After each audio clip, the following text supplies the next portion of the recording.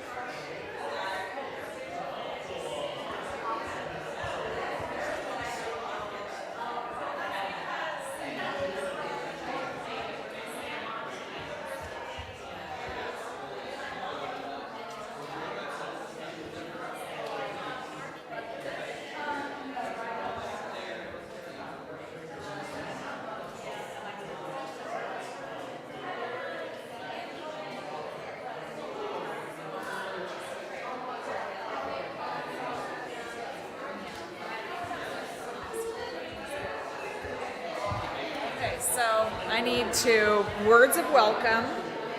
Oh, hello. Chalice lighting. Okay. Am I doing this or you're doing the pebbles of joy and sorrow? Okay. And you're doing the offering or am I doing it? Okay. When is that? Are you sure that's not? I think that's Carla, no? It's Carla. It's Carla. It's not me. Okay. That much I know. It's Carla. Okay.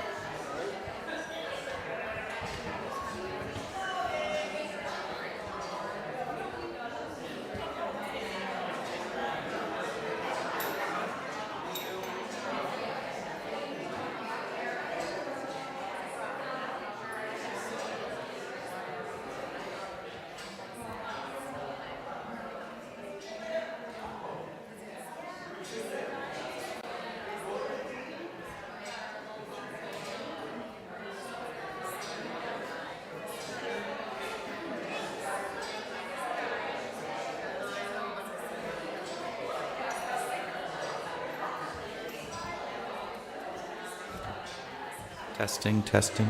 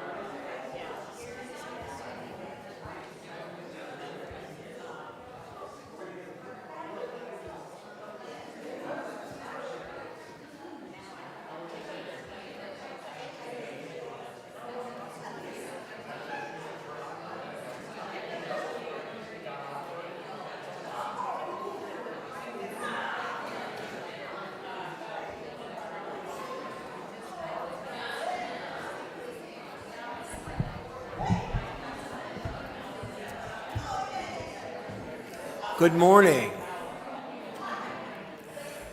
Good morning, everyone.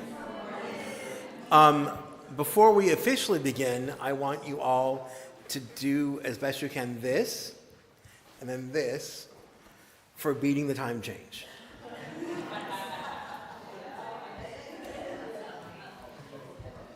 And we will be gentle with those who didn't.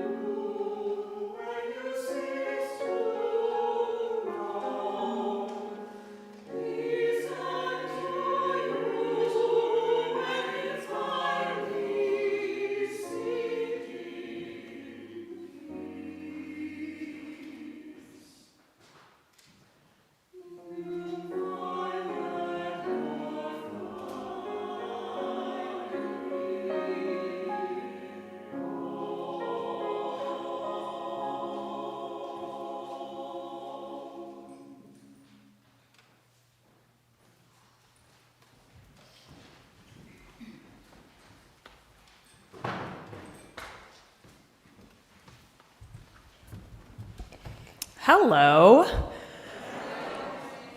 How's everyone feeling? Thumbs up, thumbs down, thumbs sideways. A little tired.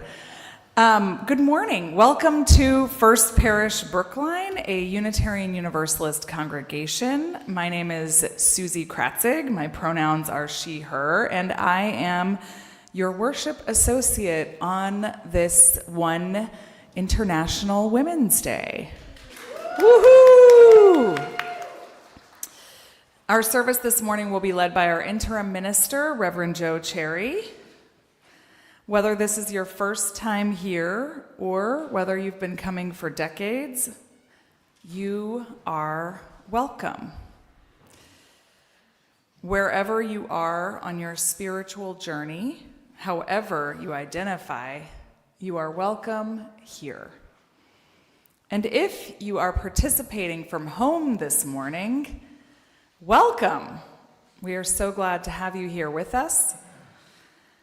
If you are new, we extend a special welcome to you this morning. Please come say hello after the service. We would love to meet you. Immediately following the service, everyone is invited to our social hour, basically here. That wall opens up, and yes, Jody. What is a vigilante? Oh, a vigilante.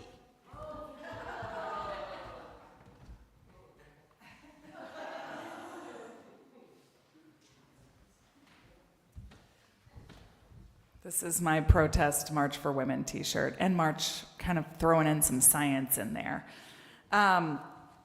Okay, we have some announcements. I'm going to do the first one, and then Eliza, come on up. The first announcement is that women, or anyone who would like to participate and support women, we are going to leave directly after the service. Like, grab some things that you need to sustain yourself, and then we're going to meet at the stairwell at the top here, and then walk over and go to the women's march. I think we're taking the T, from the nearest T, which I don't even know where that is, but I'll figure it out. And we're going to go to the women's march and celebrate women. So come join us over there. Eliza, come on up.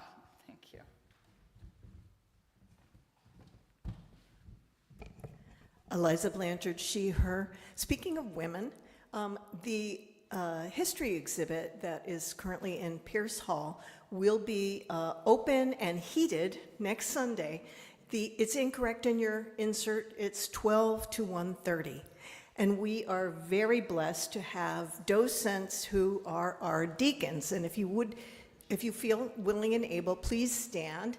Bob Williamson, Midge Wilkie, Laura, and Jim Womack, who's not here, and I'm missing somebody. Sheila, of course. They will all be present to help you fill in any blanks you have as you walk through the exhibit. And there will be I'm always learning more about the 300 years of our history, so there will be a new section to it. So if you've been already, you might want to check it out.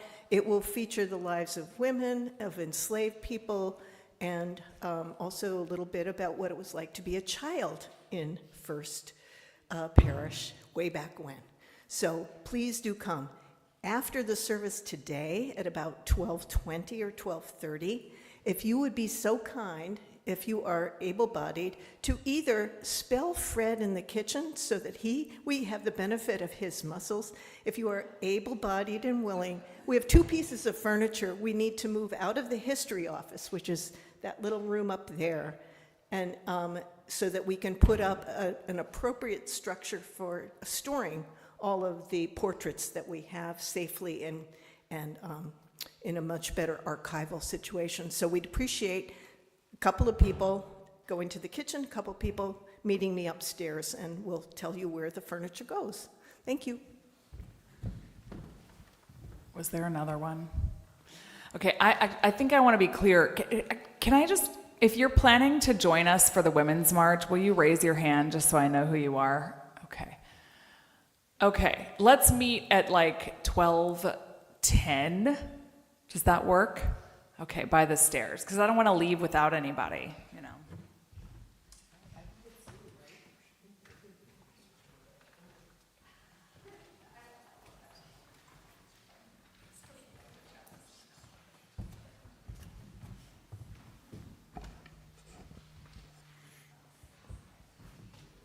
We gather this morning to celebrate life in times of great difficulty and struggle, in times of strife and unease. We gather as people of faith. We gather as people of a faith, our faith. To those who can hear my voice, I invite you to this time where we stop the hurried pace that so often marks our days and time, a time we set aside intentionally to attend to our spirit. We have many companions in this setting down, in this settling in setting down the everyday to make room for the sacred. Today, we share a sacred story, and I'm happy to invite you to listen. Please come together to turn to your teal hymnal to 1031, or on the screen are the lyrics to sing together with loving kindness.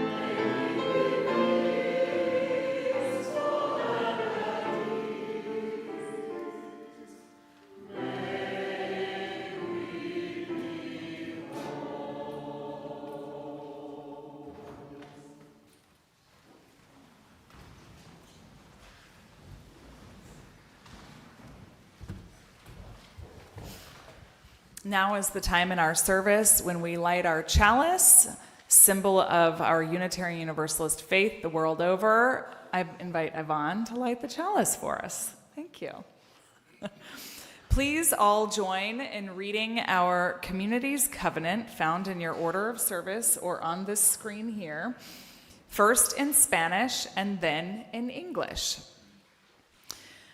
Nos entregamos y nos comprometemos a caminar juntos como congregación, prometiendo con mucha fe cuidarnos mutuamente y deleitarnos en el amor que permanecerá entre nosotros. We give ourselves one unto another, covenanting to walk together as a congregation, promising faithfully to watch over one another and to delight for love to abide in our midst.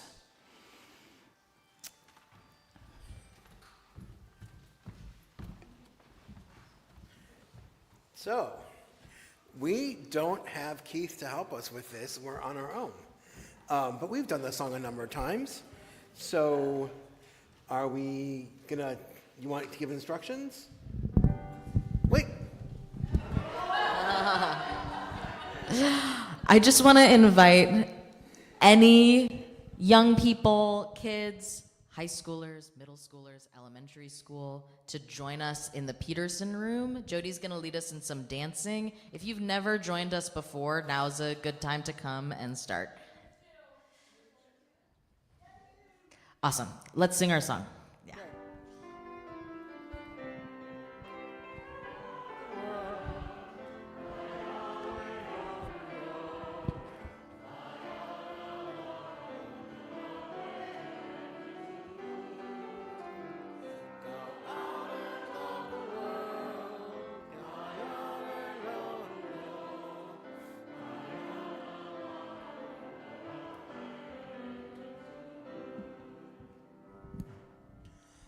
Thank you. Regularly, we spend some time together sharing news of our lives, the great joys and the heavy sorrows that are better shared by the hands of many. So, if you've got a big joy or a heavy sorrow you wish to share with the congregation, I invite you to come forward, and I'm going to take privilege first. I mentioned this briefly last time, but I'm going to talk a little more about it, and then I'll stop. As some of you know, Denis and I became grandfathers last month, so we went to California to meet Archie, a better name than Maverick.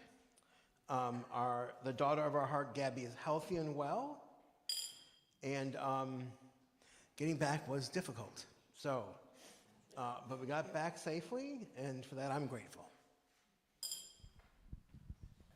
Hi, I'm Martha Leader, she, her. I spent 4 hours on Friday watching the memorial service for the great Jesse Jackson. I cried, I amened, I moved. It was just the most beautiful, I don't know even what to say, just an expression, not only of appreciation for him, but sharing the incredible global reach that this man had and the incredible influence on all the movements that followed. Want to put a Bible in? Martha? Oh, Stone, Jesse. Hi, I have one pebble of sorrow. I have a friend who passed away very young. He had terminal cancer. He was only given 2 months, and he did live more than 2 years. And he was also a really important person in my life. He recruited me into the Peace Corps and believed in my ability to do that. And then when I came back, we became friends, and I'm gonna miss him. And then I have another kind of pebble of prayer or hope for Linda Oates and her family. My friend Catherine, it's her mother, and she is in the hospital and not doing very well, possibly having her last days come, and so for her and her family. I have a pebble of joy and a little sadness. This week, I will have 9 weeks left of senior year before I graduate May 29th, and this will sadly be my 4th to last week. After April break, I will be focusing on moving on to college. So.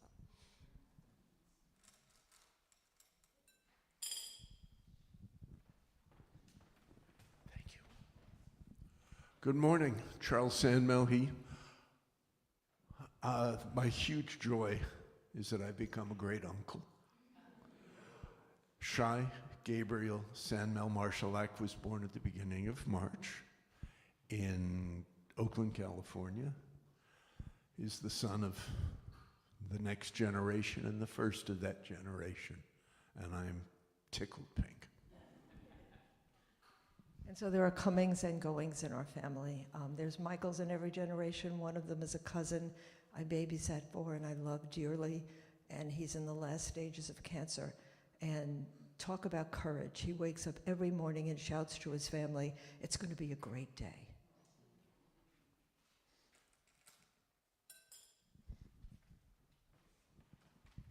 Hi, I'm Tanya, she, her. This is a pebble of concern. One of the maintenance folks at our living situation, her husband is having significant brain surgery in the next week, so I'd like to hold them up for care. Oh, wrong way. Sorry, it's okay. Hi, everybody. Kelly, she, they. I have a stone of sorrow, of wonder.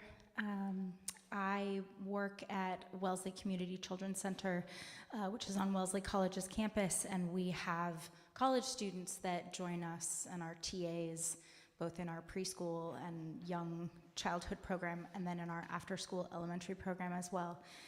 And one of the college students last week passed away by suspected suicide. And her name is Caitlin Crespo. And I remarked to her multiple times, and many people did as well, how what a joy and a presence she was to be around, but how good she was with the kids. I worked at a site, an after-school site that had many troubled children with significant emotional issues, and Caitlin was always right there to meet them. She never shied away from where they were, and I really kept thinking, she's going to change so many people's lives when she gets out and, finds her place in the world. And suicide is not something that's new to me in my life. I've had close friends and family members who have passed that way. I've also had suicidal ideation as well, and so it's not new to me or my family, but it is always a mystery, always a challenge. So my stone is for sorrow and courage and being so grateful for the joy that we do get to experience every day, and for the joy that Caitlin brought so many people.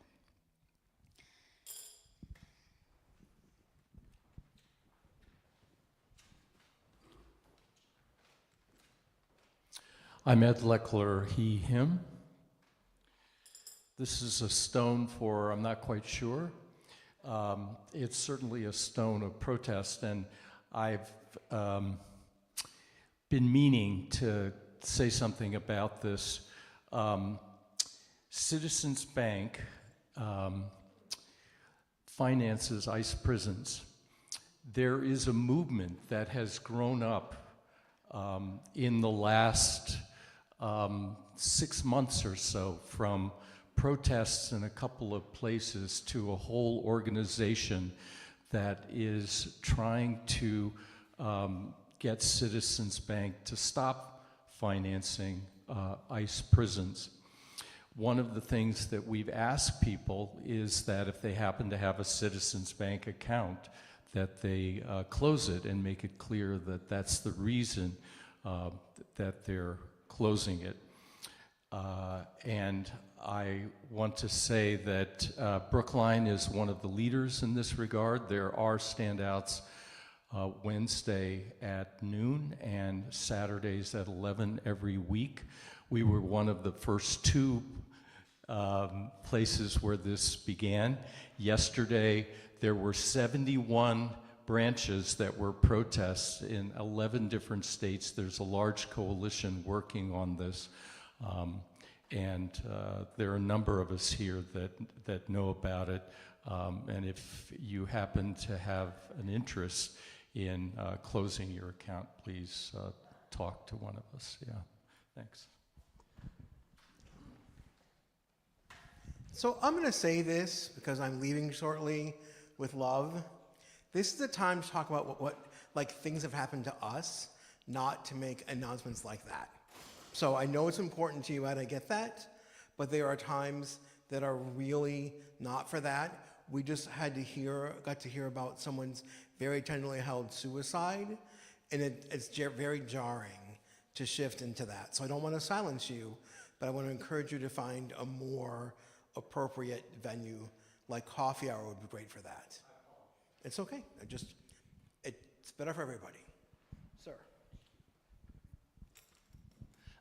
Paul, he, him. This is a shout-out stone for Jeff and Hobson for facilitating the spiritual autobiography class this year, which has just been, it's a great class just to do generally, but right now in this time, to be participating in that in this world. It's been such a blessing. So thank you, gentlemen.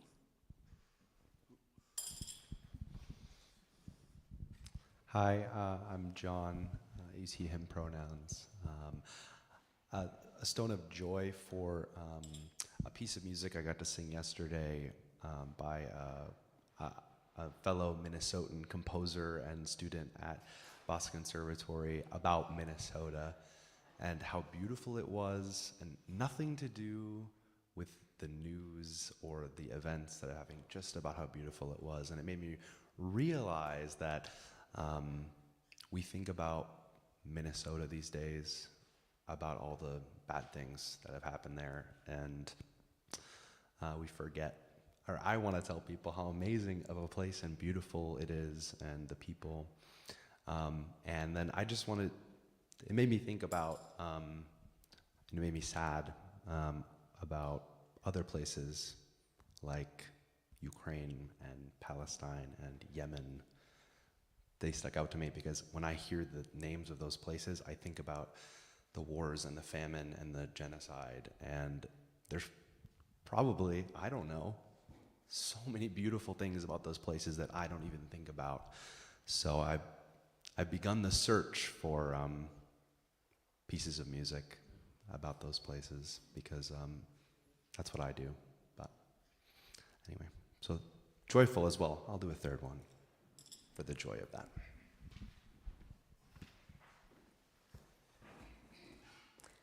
I'm Margaret, and I don't know if any of you are like me, but the more it's painful, the less I want to come up here.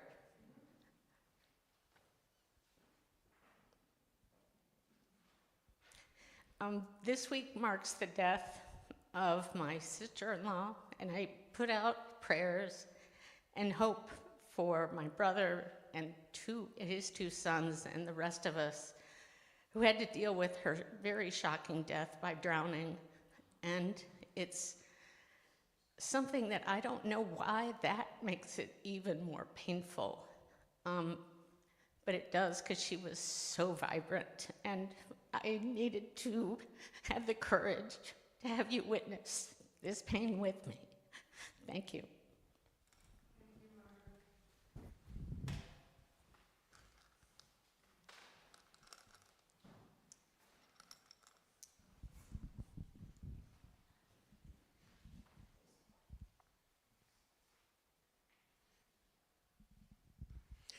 There are always really hard things to share, and there will be in the future.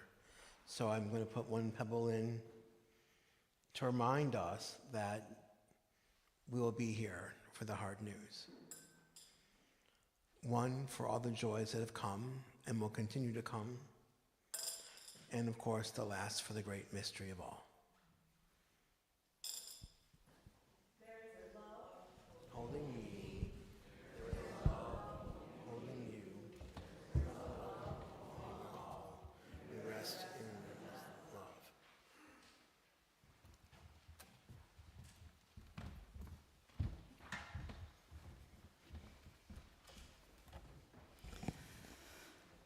Okay, now is time for our centering moment. And we picked this because we're trying to think about women. And while this may or may not be from a woman, I learned about Tonglen loving kindness meditation from Pema Chodron, who is a pretty amazing female monk.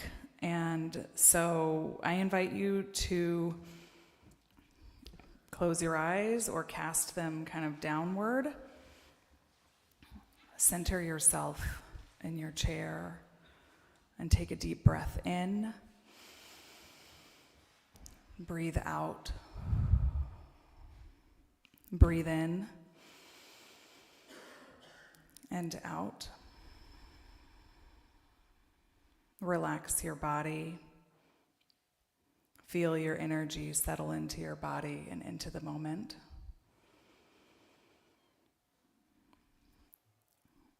And say to yourself inside, may I live in safety. May I be happy. May I be healthy. May I live with ease.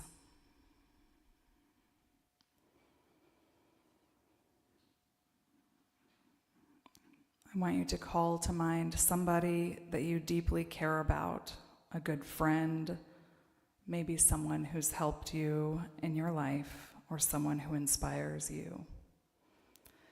Visualize them, say their name to yourself, get a feeling for their presence, and then direct the phrases of loving kindness to them. May you live in safety. May you be happy. May you be healthy. May you live with ease.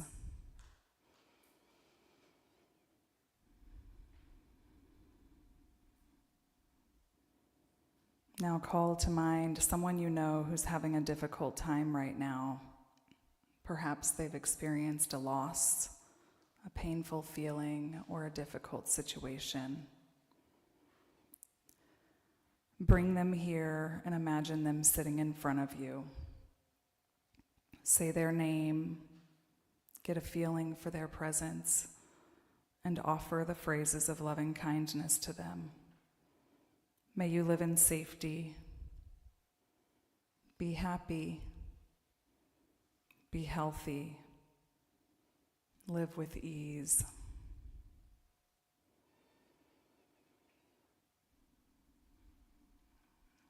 I want you to call to mind someone who plays a role in your life.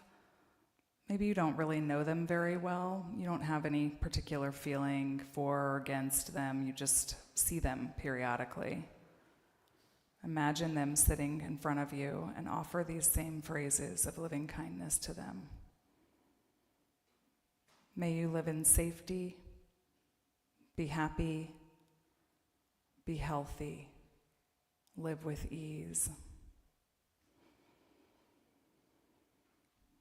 When we connect into these phrases, aiming the heart in this way, we're opening ourselves to the possibility of including rather than excluding, of connecting rather than overlooking, of caring rather than being indifferent. And ultimately, we open in this way to all beings everywhere without distinction, without separation. May all beings live in safety. May all beings be happy. May all beings be healthy. May all beings live with ease. Feel the energy of this aspiration expanding infinitely in front of you, to either side, behind you, above and below. May all beings live in safety, be happy, be healthy, and live with ease. And when you feel ready, you can open your eyes and see if you can bring this energy with you throughout the day.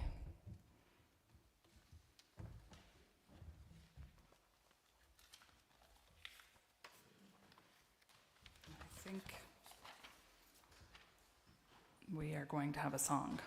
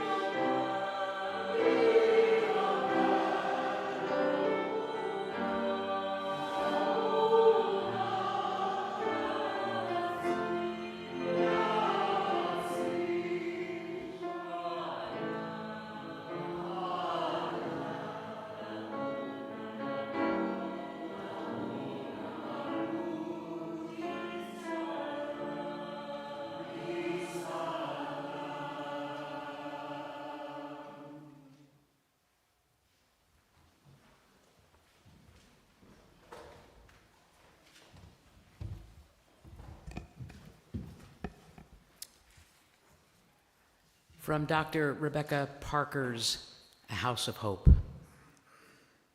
The purpose of a religious community is to help people grow in wisdom and compassion. It exists to help us remember that we are not isolated beings whose lives are sealed off from one another. Our lives are bound together in a web of relationships that includes family and neighbor, stranger and enemy, the natural world, and generations yet to come. When a religious community is faithful to its calling, it teaches us to see those connections and to live as if they matter. It encourages us to take responsibility for the well-being of others and for the life of the earth itself. Religion, at its very best, does not withdraw from the world's suffering. It calls us more deeply into the work of healing and justice. It invites us to become people who recognize that the flourishing of any life depends on the flourishing of all life.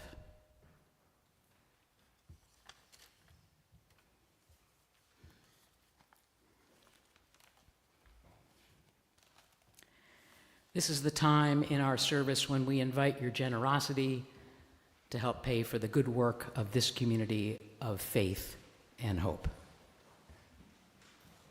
Our offering will now be gratefully received.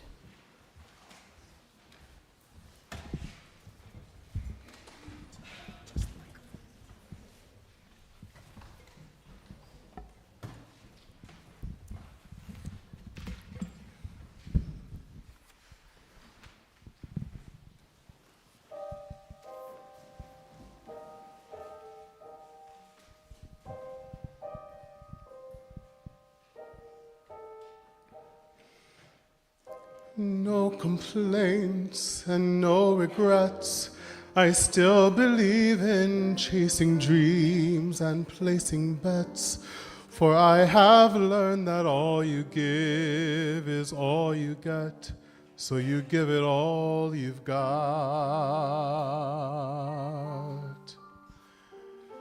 I've had my share, I drunk my fill. And even though I'm satisfied, I'm hungry still to see what's down another road beyond a hill and to do it all again.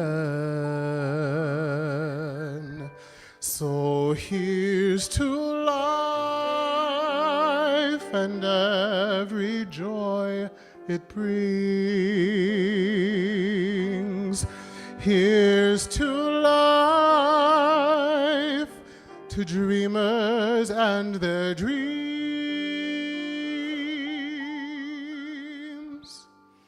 Funny how the time just flies, how love can go from warm hellos to sad goodbyes and leave you with the memories you've memorized to keep your winters warm.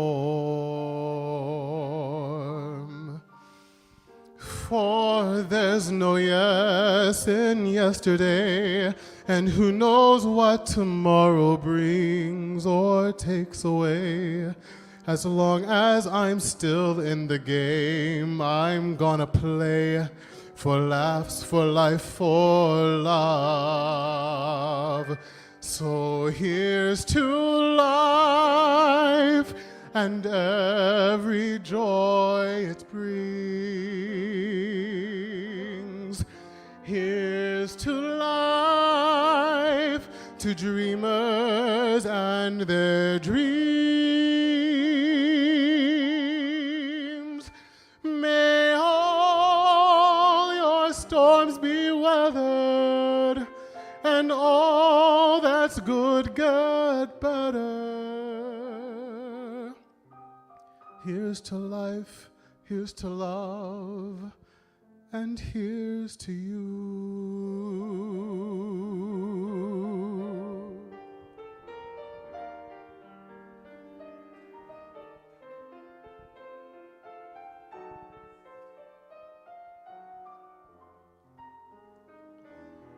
May all your storms be weathered, and all that's good get better.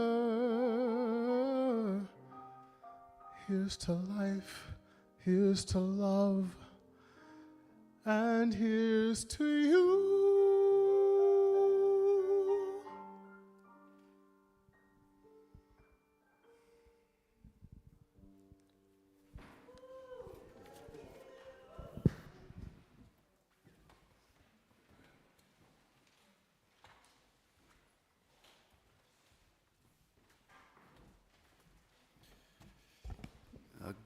Good morning.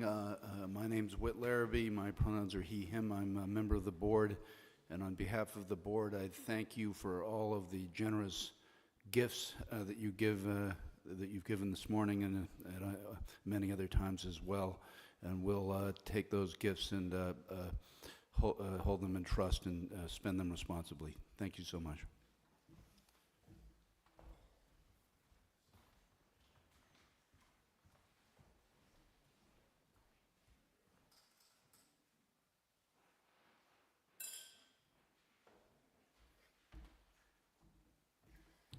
It's always so good to have you back with us, always. So I requested that song.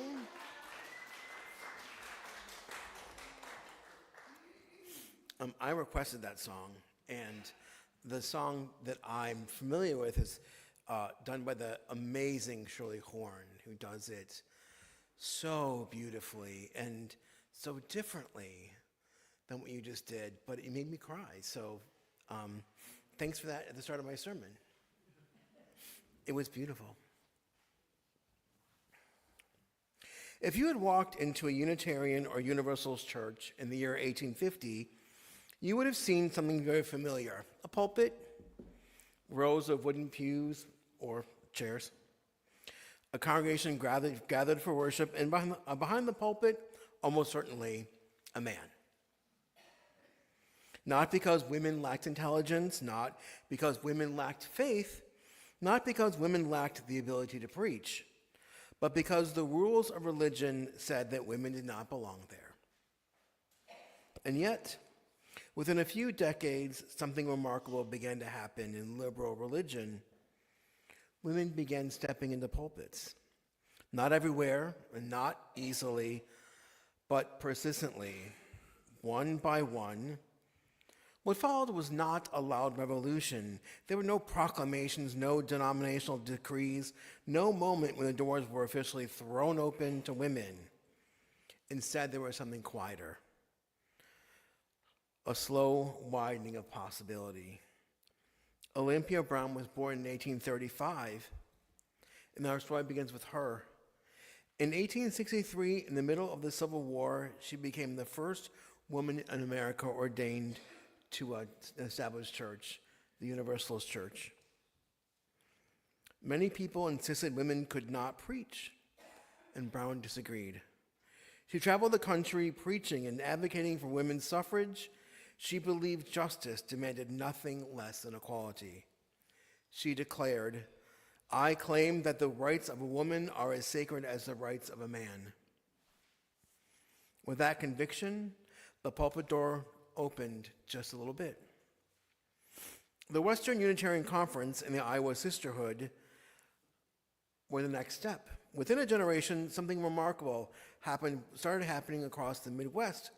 A radical Unitarian minister named the Reverend Jenkins Lloyd Jones, secretary of the Western Unitarian Conference and thorn in the side of the Bostonians, an uncle of the architect Frank Lloyd Wright, believed that liberal religion must practice equality, the equality it preached.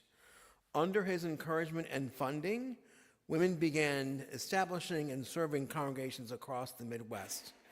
They became known, sometimes affectionately, as the Iowa Sisterhood. There's a book about this, and if you're interested, I'll tell you more about it later. It's fascinating. But their work was not confined to Iowa. These women served congregations across the region and reshaped liberal religion in ways that still shape us today. Mary Safford, who's also on the front cover, is our next featured person. She was born in 1851.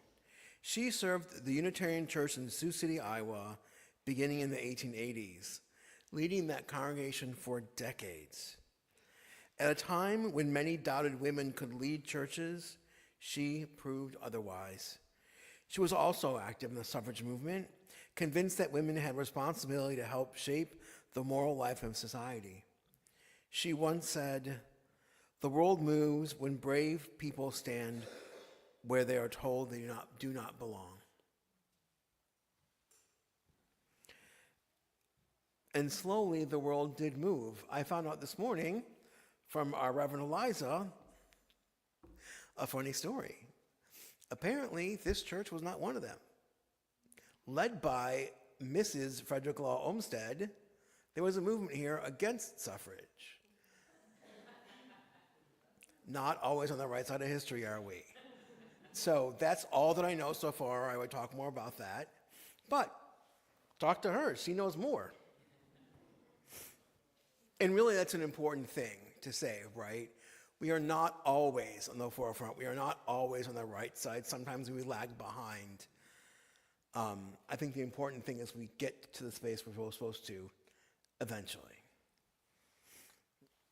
Now, Florence Buck was born in Michigan in 1860, and she was a part of this remarkable network of women ministers. Her ministry eventually reshaped liberal education and liberal religion in a different way.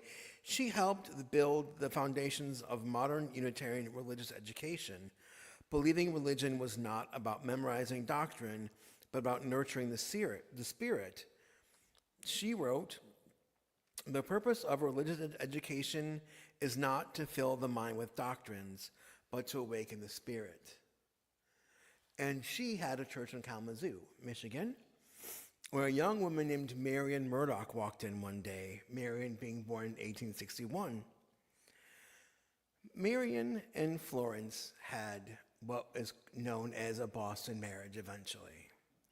They were a pair. They worked together, they lived together. They're pretty amazing. In 1893, Marian Murdoch was invited by Jenkins Lloyd Jones at Tollmaker to address the very first Parliament of the World's Religions, held in the Chicago Columbian Exposition. Now, Jenkins was a minister of the Fourth Unitarian Church in Chicago, a direct branch of my home church. He placed his church on the color line of Chicago on the South Side in the 1890s, specifically to erase the color line. He was a troublemaker, and a good one at that. So he invited this newly ordained woman to address the world's religious leaders. Something I would think I would be brave enough to do. So after speaking there twice, they left for Cleveland to serve the Unitarian Society of Cleveland, becoming the first women to serve an established Unitarian pulpit, not when they started. Murdoch reflected on faith in these simple words: "Religion must be lived before it can be taught." Now, I was very proud to fill the pulpit they once filled, and I have a sermon about them.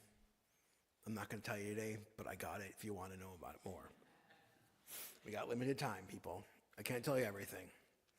And then we have this weird pause in the revolution, because history rarely moves in straight lines. In the early 20th century, many male ministers attempted to professionalize the ministry and quietly phase women out of pulpits. For several decades, women ministers again became rare. The revolution slowed, but it never disappeared. Sophia Lyons Foss was born in 1876, and she helped carry the revolution forward through education. She transformed how liberal religion approached science, curiosity, and learning. She believed faith should welcome questions rather than fear them. Her famous words remain striking today. A religion that is afraid of science dishonors God and, I'm sorry, Kelly, commits suicide. And I know what would happen today, would have found a different quote. The revolution returned. And then something remarkable happened. In 1977, women made up only 10% of Unitarian Universalist ministers. By the late 80s, that number had grown to a third. And by 2000s, women had become the majority of UU parish ministers. It took more than a century after Olympia Brown's ordination for the door to open. And then, time after time, work after work, women walked through it, a living continuation of the women who worked before them. Today, the quiet revolution continues through theologians and ministers like the Reverend Dr. Rebecca Parker and the Reverend Dr. Rosemary Bray McNatt. Rosemary, personal friend of mine, so I call her that, said to us, faith is not what we believe, faith is what we do with what we believe.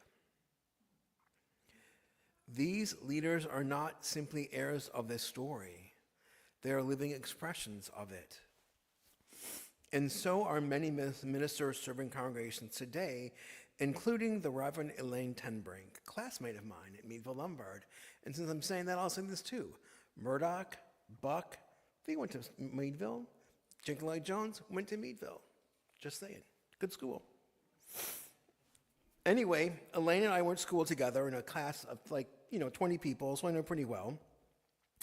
And somewhat coincidentally, we share the same birthday. So that was fun too. And I'm going to conclude the sermon today with prophetic words of Reverend Elaine Tenbrink, excerpted from her sermon just last week at the Foothills UU Church in Colorado. These are her words. What did you learn about rules as a child? This is not a moral question. This is not a political question. The answer doesn't live in our intellect. It doesn't live in our conscience, but it lives in our bodies and our memories. I learned that for me, realizing rules meant safety for me in my childhood. This helped me understand my deep-seated resistance to rule breaking, and it helped me take a step back from this resistance with a refreshed perspective and the perspective of my adult self. You know what helps me turn away from my inner traffic hall monitor and towards my inner rebel midwife? That the power of civil resistance is not about following the rules. The power of civil resistance is about following the most important rule, the rule of love, which is the thread of life that connects us all. The dignity of every human person, the birthright of our freedom, safety, and joy. No wannabe tyrant can take that away. And to this, we must pledge our steadfast loyalty. Love is the rule we are following. If you find safety and comfort in rules, trust that you can tap into the rules of the movement. Listen to your organizers. Be a good follower. Find those relationships and networks in which you can place your allegiance. And let yourself feel the moral clarity of refusing to comply with norms that harm and denigrate our fellow human beings and the planet that we serve. To Reverend Elaine, I ask you, let the people say, amen.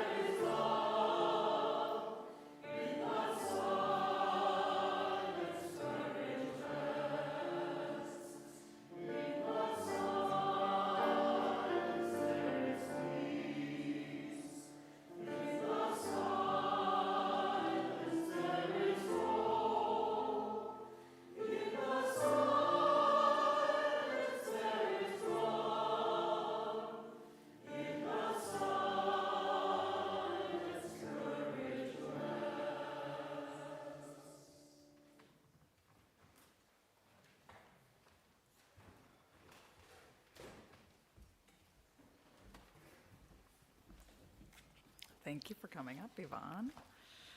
Please join in our unison affirmation as Yvonne extinguishes our chalice, first in Spanish and then in English. Apagamos esta llama, pero no la luz de la verdad, ni el calor de la comunidad, ni el fuego del compromiso. Estos los llevamos con nosotros y los ofrecemos para bendecir al mundo. We extinguish this flame, but not the light of truth, the warmth of community, nor the fire of commitment. These we carry with us and offer as gifts unto the world. Quick reminder, join us at 12:10 if you want to go to the march. The story we have told today is not about women. It is about the slow unfolding of justice. It is about people who followed a deeper rule when the rules of their time said no. Reverend Olympia Brown claimed the pulpit. Reverend Ray Safford stood where she was told she did not belong. Reverend Fornsbucks and Reverend Dr. Marion Murdoch reshaped how faith was taught and lived. Reverend Dr. Sophia Line Foz invited generations to question without fear in church. Reverend Dr. Rebecca Parker teaches us the purpose of religious community. Reverend Dr. Rosemary Ray McNatt reminds us that faith must be lived in the world. And Reverend Elaine Tembrink reminds us that when rules conflict with love, we know which rule must guide us. The revolution continues, and the question for us is not whether it will continue, the question is whether we will continue to embody it. Amen.